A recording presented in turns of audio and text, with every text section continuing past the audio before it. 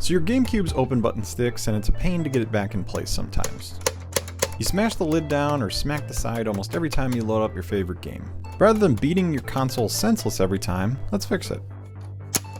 You'll need some Gamebit screwdrivers to open up the outer housing and a Phillips screwdriver for the lid mechanism, but that's about it. This is a super simple fix that takes very little time.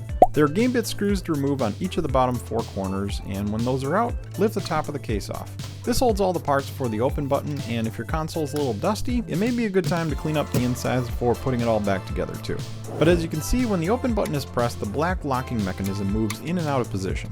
Now, I'm sure you can add a little grease to the center of this, or even sand some of the parts down to make sure they're not catching, but I have an even easier method in mind.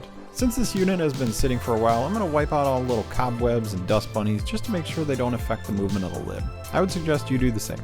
Since that's done, let's remove the 2 Phillips screws holding the lock in place and take it out completely along with the tension spring too. This spring is sitting in a shortened position for long periods of time and eventually loses a little bit of its springiness. So how do we fix that? You bend it back in the opposite direction and hold it for a bit. The further you move it in the opposite direction, the better. But just don't go too far. You don't want it springing back and cutting your hands, or worse yet, potentially breaking and flying everywhere.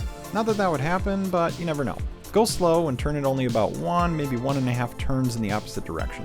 But release the tension slowly and feed it back into the locking part so it can be reassembled. Hold the spring tight to the lock so it slips back into a tension position when seated. Then pop the screws back in and test it out.